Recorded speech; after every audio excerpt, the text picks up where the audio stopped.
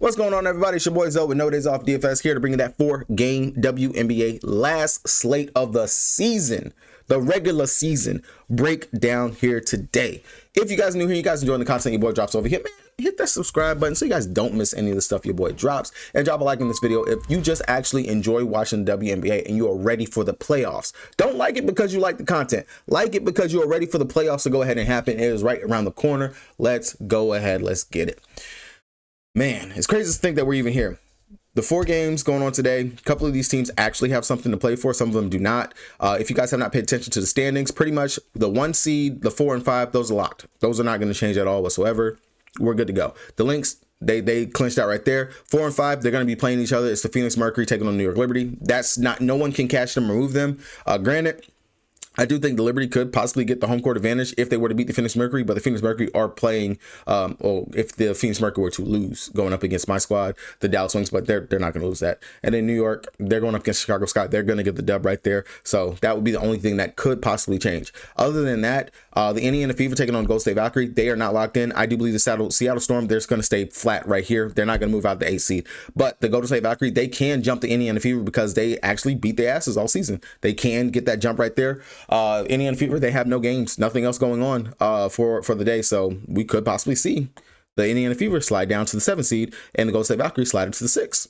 Be interesting enough to see. The Valks are playing against the Minnesota Lynx tonight. Again, like I said, the Lynx have nothing to play for unless they decide they want to get everyone good to go rotation wise and stuff before tip on Sunday. That is to be determined. But looking at the injury report for today, Phoenix Mercury, DeWanna Bonner, she's out. No Bon off the bench. Dallas Wings, our Band-Aid squad, they still out there. They're good to go. Nothing new. It will be interesting to see if we truly do actually throw our ring in the hat for the Angel Reese. Nobody's going to try to trade for Angel Reese. Why would nobody want? Shut the hell up with that shit. We see what the girl can actually go out here and do. We know she is a dynamic star of a player. And if you want to try to tell me that all these other teams, if Angel Reese goes on the block, nobody's going to try to get her, bye, miss that shit. And if we still butthurt about the fact that she called out her teammates, which she only said something about one person, and it was honest. Y'all just don't like people being real. That's just what that is. And your feelings got hurt. Your feelings are hurt. Oh, well, suck the fuck up. You're a damn athlete. People gonna talk shit all the damn time. You know that you playing like shit. That's really why it hurts so much to the organization and everybody at the Sky. And the organization does not like somebody trying to hold them accountable. Chicago Sky, you are like just truly the worst ran organization in the league. And I hate to go on this tangent again, but it just still blows my mind. The constant, just the ripple effect that this is still having. But go back and look at Chicago Sky, all the star players that they had. And let's see how long y'all been watching WNBA. Did you know that Elaine Deladon was on the Chicago Sky? After her rookie deal, she left. Did you know that? Did you know that Sylvia Fowles was actually drafted by the Chicago Sky? But who do you know Sylvia Fowles for being on? Exactly, the Minnesota Lynx. Ain't nobody gonna talk about Sylvia Fowles when she was on the Sky.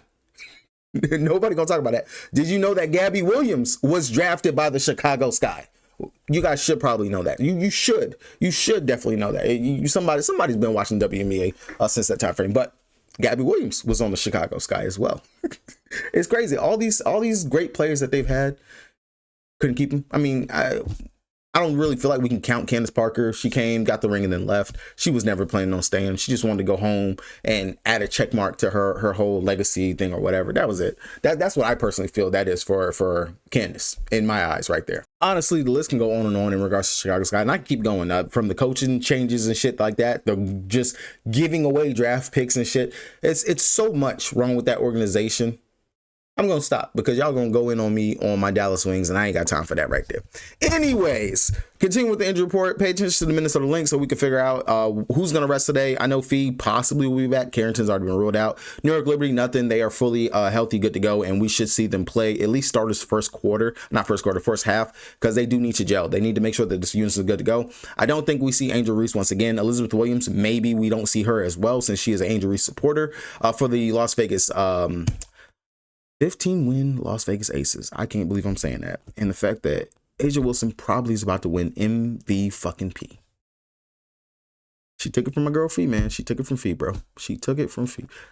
I love Asia Wilson. She's a great player. Awesome. Amazing. I just really actually wanted to see Fee win it this year. Not because I just have money on it, just because she was playing so great, like literally amazing. Both sides of the ball, everything to start the year. That injury, and then Asia just took off and started running with it, man. Just literally got it right there.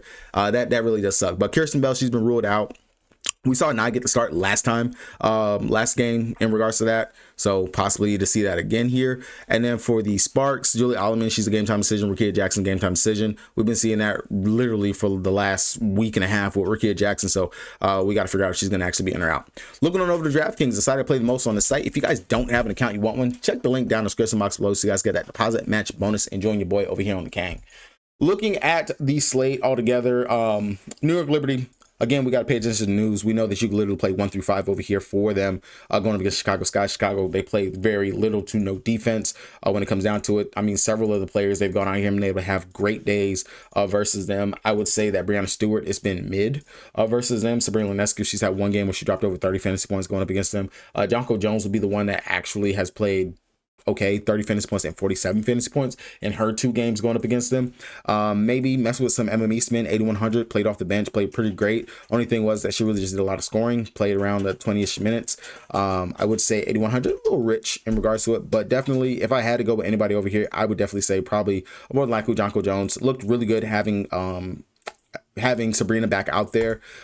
If Sandy Brandel says, I'm going to run 3/4 of my players, then JJ would be the one I would go to. 8,600, love the price, love the upside, block upside, steal upside if she decides to, and then the fact, of course, you're playing against drop bigs as well. The 3 ball, if she can actually get that 3 ball to start flowing and going again, not really knocking it down. And you definitely want JJ, which is one of those things that she brings to the table, is the fact that she can knock down the 3, getting back into rhythm from the outside right there. So definitely wouldn't mind looking that direction. Sabrina, way too much to spend and pay. I told you guys, I'm not going to play her first couple of games back just simply because Sabrina coming back from injury, never a good recipe. Never. She has to get her feet wet. She has to go ahead and get acclimated to being back out there on the court before the shot actually starts to fall. She's going to do everything else, you know, rebound. Like she always says, she's a really great rebounder for a guard and play make. But other than that, not yet. Not yet.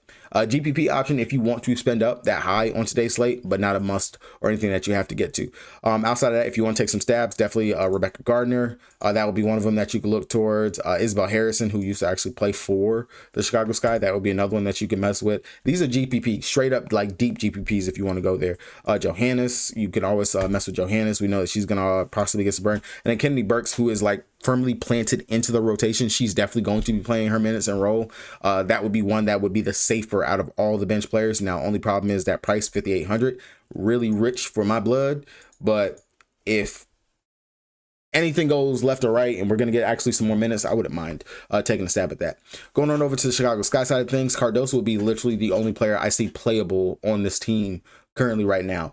Rachel Banham relies too much on her scoring and it's just we're doing the whole not playing guard talk. It's not even worth even going to it. But Cardoso, she's out there. She's playing a minute. She might be the only lone big on this team next season anyway, if they go ahead and they get rid of Angel. So upside is there. We know she can play make. She definitely, of course, will have the rebounding advantage. She's actually rebounded pretty well on this season. That's definitely has ticked up for her, especially over the last couple of games without Angel being out there. The one game where she popped for over 50 fantasy points versus the New York Liberty. That was the last time out back in August. She dropped 54 fantasy points in that one. Definitely wouldn't mind taking a stab at her, especially if Elizabeth Williams and Angel Reese are going to be ruled out. Definitely be some upside. Kia Nurse, we could take a stab there for her scoring upside. Rebecca Allen, if you want to mess with that. That's definitely some upside right there. Maddie Westbeld, if Elizabeth Williams and Angel Reese gets ruled out, she's going to have to start, and she's going to have to go out there and play some minutes. And then Anya Wene, she's going to have to play the minutes as they're going to be down bigs, down rotation. They're not going to have anybody out there to play.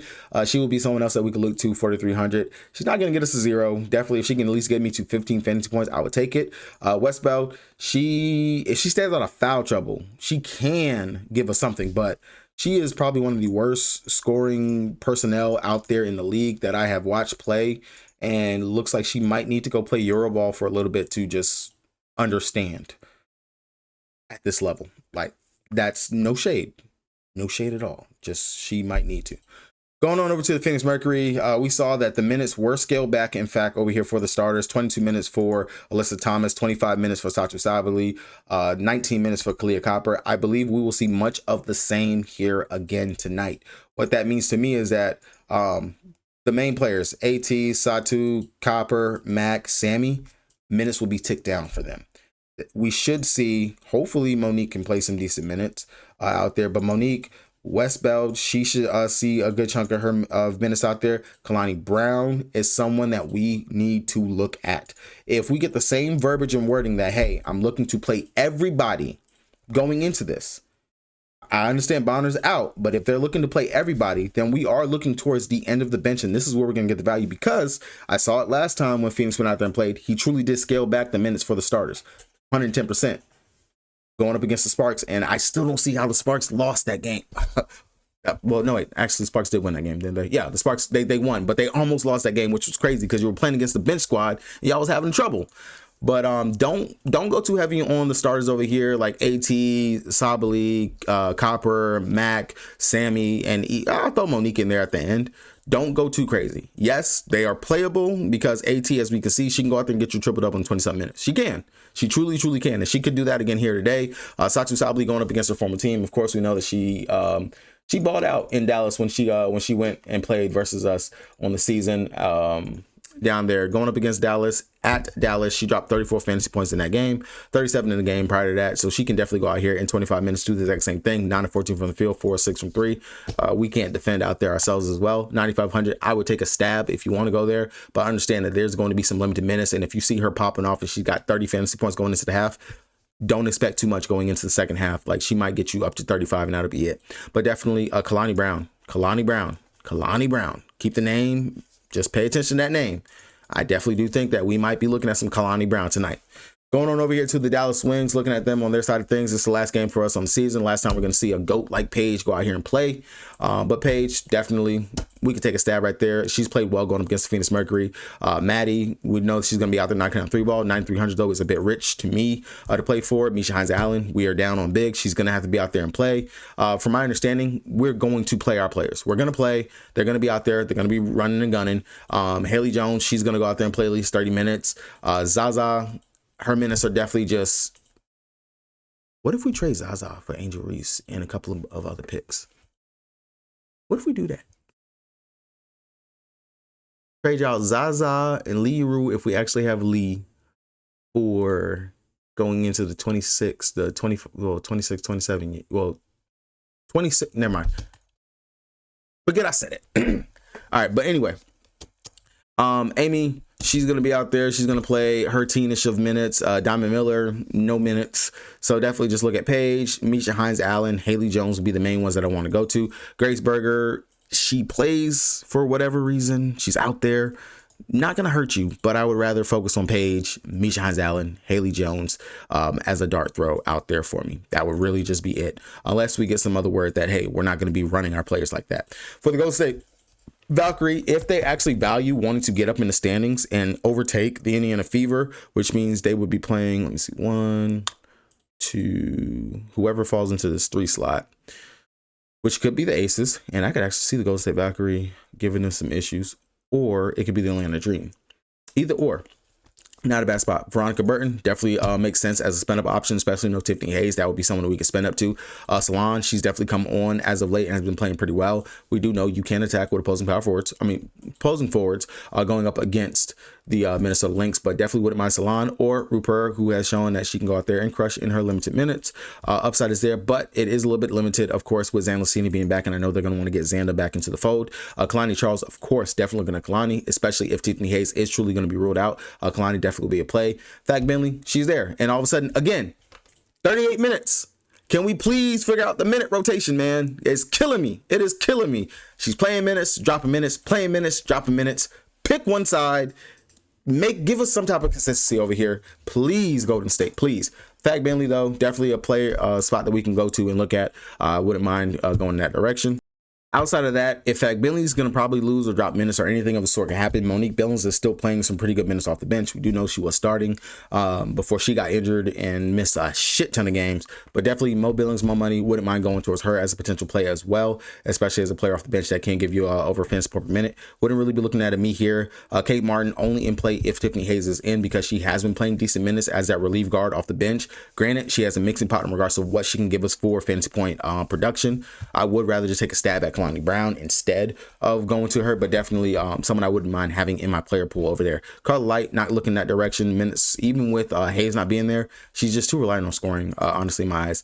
Minnesota Lynx, if he's going to play, I think that he probably would be like our spend up option that we can go to and look to on today, outside of if you want to actually play Asia Wilson over there, because like we did say, they can jump the Atlanta Dream, so that is a potential. And I know that the Sparks, even though that they're eliminated, they're still going to come out here and try to play. They are. They're still going to give a little bit of something in this game. But if he's going to be limited to something like that, then of course we go right back to Jessica Shepard, who is a fantasy point per minute producer when she's out on the court. I would go right back to her as a potential option. Or if they decide they want to rest anybody, or if we get word that, hey, we're going to limit and scale back our minutes as well on our plays over here. Definitely wouldn't mind that. Courtney Williams can shoot you in a game and shoot you out of a game. It is crazy, because watching her take so many ill-advised shots last time out going up against the Indiana Fever was painful to watch. But 10-1 makes sense as a spend-up guard, depending on who they rule out or they rest. If they rest Courtney Williams, which is the only one that has not been rested yet in the starting line, because they just rested Alana, they rested Fee, I would imagine Courtney Williams should be next. If Williams is out and we get Natasha Heidemann starting, I will be playing. I will be playing her. I will be playing Natasha Heidemann as a play. Carlton, GPP option right there. Maria, she's getting minutes. She's going to play regardless if the game is close, or if they are just trying to rest players or something like that, then we will see Maria out there as well.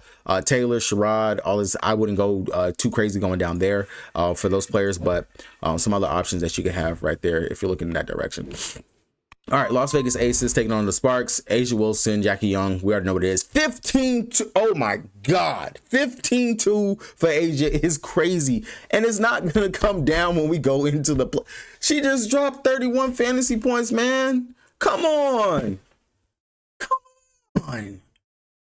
God dang. But she's giving the Sparks the business in the season pass and stuff. Asia Wilson 15-2 if you can spend up for it. If you feel like going crazy for that, go ahead. But Jackie Young, she's right there at 11K. I would just rather go ahead and take that.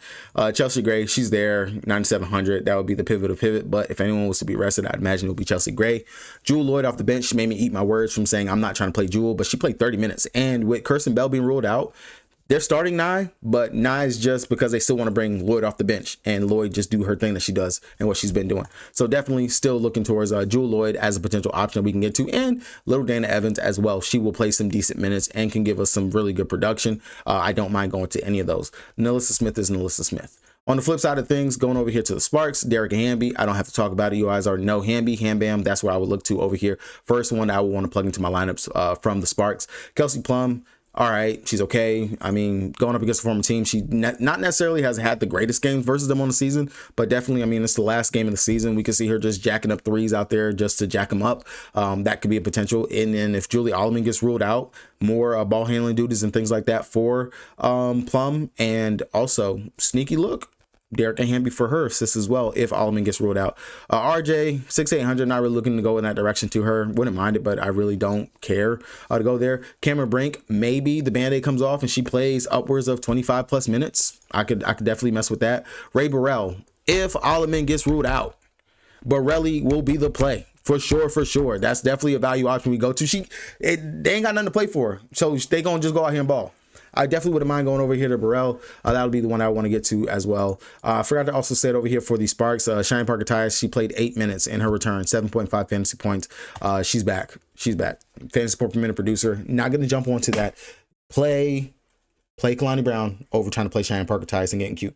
Good luck to everybody for playing on today. Don't forget to hit that subscribe button on the channel if you guys are new here and you guys enjoying the content. We got more stuff to go. We have the WNBA playoffs where we actually know what's going to happen and partially what's going to happen, what's going to go down, and minutes, rotations, and all that other good stuff. Definitely do not miss it. Subscribe to the channel. See you guys on Sunday because we got another breakdown then. Peace.